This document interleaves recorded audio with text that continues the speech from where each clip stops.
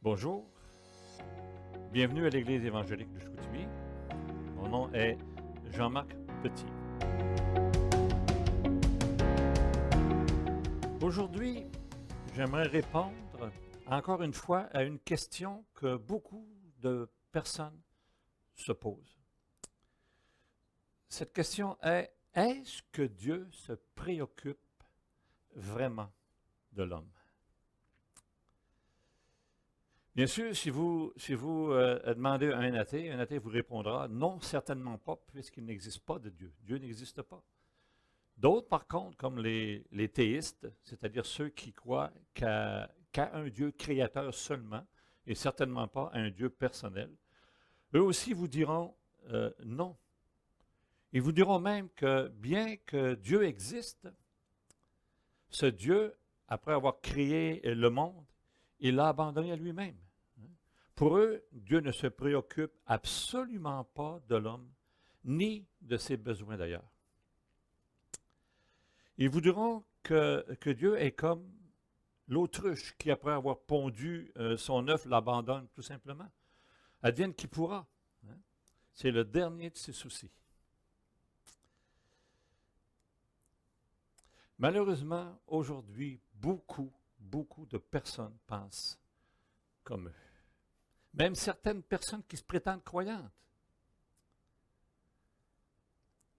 Pourtant, la parole de Dieu, la Bible, nous dépeint Dieu bien différemment, d'une toute autre façon.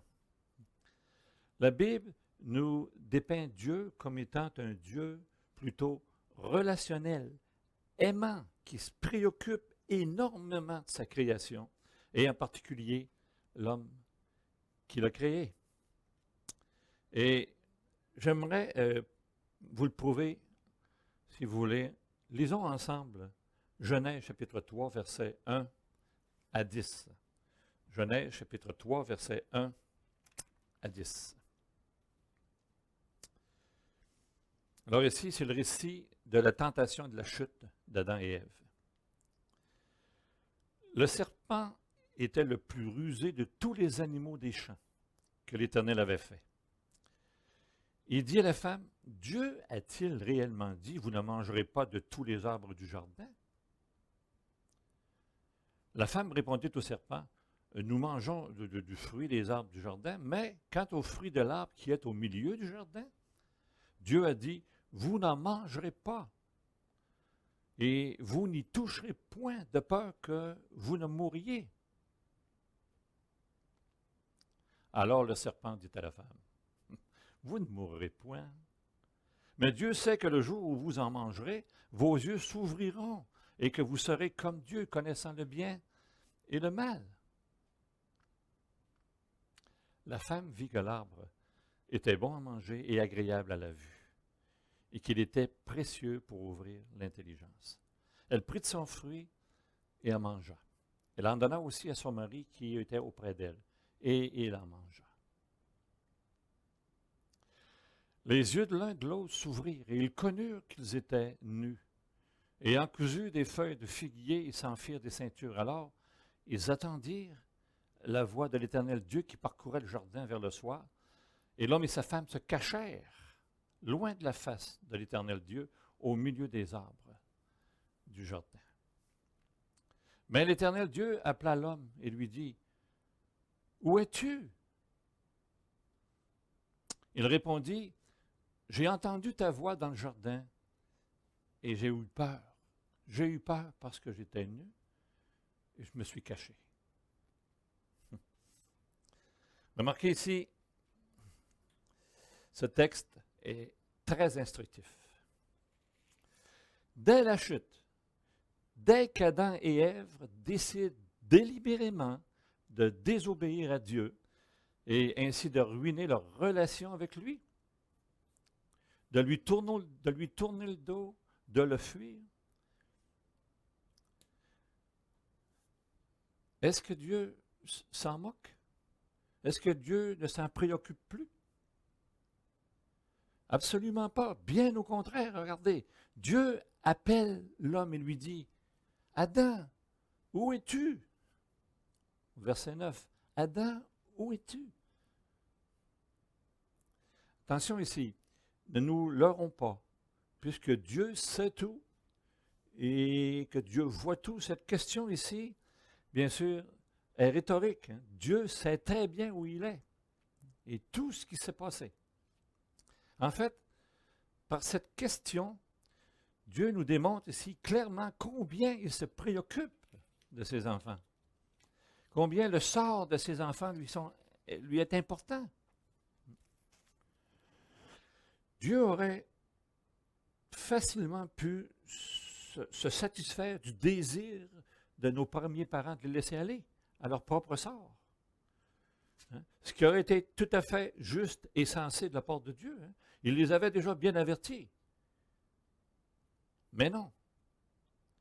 Dieu veut donner à Adam l'opportunité de confesser son péché et de rechercher son pardon. Mais quelles furent les paroles d'Adam? J'ai eu peur. J'ai eu peur parce que je suis nu et je me suis caché. Au lieu de confesser son péché, au lieu de rechercher le pardon de Dieu, c'est tout ce qu'Adam trouve à dire. J'ai eu peur. Je me suis caché. Et de plus, mis en face de son péché, au lieu de reconnaître sa désobéissance, qu'est-ce qu'il fait? Il en rejette toute la faute sur quelqu'un d'autre, sur sa femme. Lisons les versets 11 et 12 du chapitre 3. Et Dieu dit, « Qui t'a appris que tu es nu?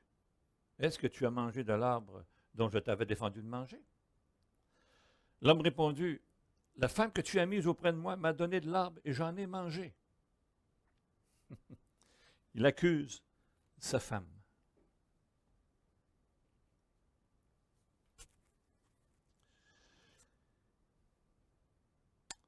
Qui ne se préoccupe pas de l'autre ici? Dieu? Certainement pas. Non, c'est l'homme, c'est Adam. Hein? Il se cache de Dieu afin qu'il ne le voie pas.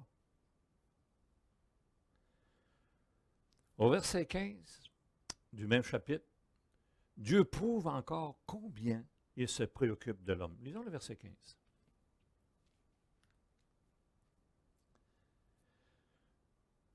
Je mettrai l'inimitié entre toi et la femme, entre ta postérité et sa postérité. Celle-ci t'écrasera la tête et tu lui blesseras le talon. Il parle ici au serpent qui a tenté Ève au début.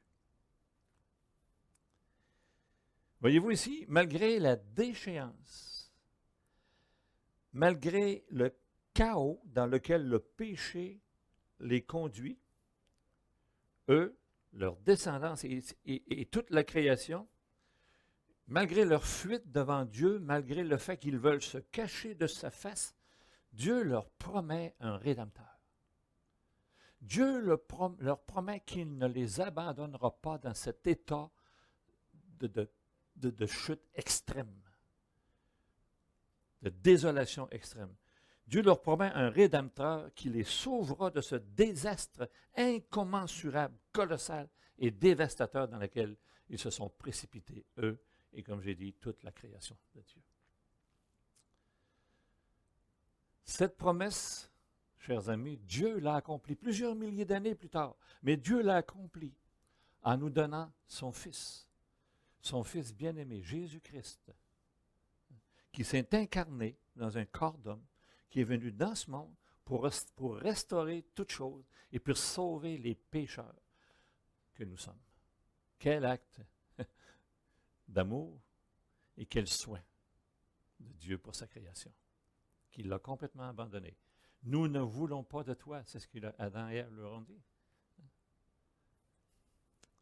Pensez-vous encore que Dieu est indifférent et qu'il ne se préoccupe pas de nous? Absolument pas, hein, bien loin de là. Il le prouve d'ailleurs aussi au travers l'histoire de l'humanité. On n'a qu'à regarder, si vous voulez, l'Ancien Testament et vous y trouverez un Dieu constamment préoccupé, affairé, à faire du bien à sa création et surtout aussi à son peuple, Israël, aussi bien comme nation qu'individu. Il nous suffit de lire les psaumes, par exemple, ou encore comment il a délivré son peuple d'Égypte, de l'esclavage de Pharaon.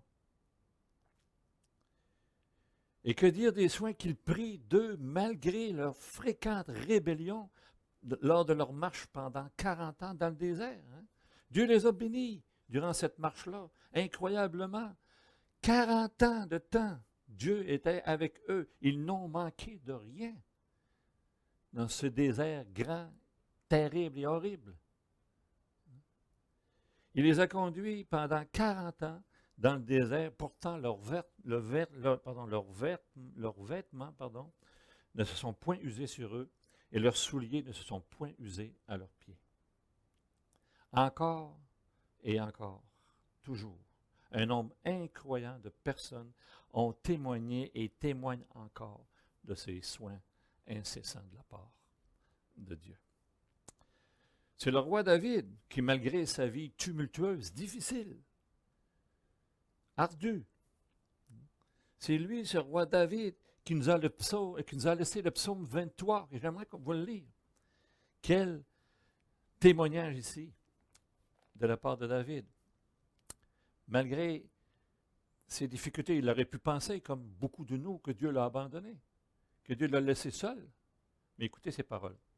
Cantique de David. L'Éternel est mon berger, je ne manquerai de rien. Il me fait reposer dans de verts pâturages. Il me dirige près des eaux paisibles. Il restaure mon âme. Il me conduit dans les sentiers de la justice à cause de son nom. Quand je marche dans la vallée de l'ombre et de la mort, je ne crains aucun mal, car tu es avec moi. Ta houlette et ton bâton me rassurent. Tu dresses devant moi une table en face de mes adversaires. Tu oins d'huile ma tête et ma coupe déborde. Oui, le bonheur et la grâce m'accompagneront tous les jours de ma vie. Et j'habiterai dans la maison de l'Éternel jusqu'à la fin de mes jours. Wow! C'est pas surprenant de le retrouver un petit peu avant, dans le psaume 8, s'exclamer « Quand je contemple les cieux, l'ouvrage de tes mains, la lune et les étoiles que tu créas, qu'est-ce que l'homme pour que tu te souviennes de lui, et le Fils de l'homme pour que tu prennes garde à lui. » On ne pourra jamais véritablement saisir toute l'étendue de la réponse à cette question. Mais la vérité à laquelle elle pointe, par contre, devrait nous encourager à y répondre avec reconnaissance et action de grâce. Regardez autour de vous. Il fait lever le soleil sur les méchants aussi bien que sur les bons.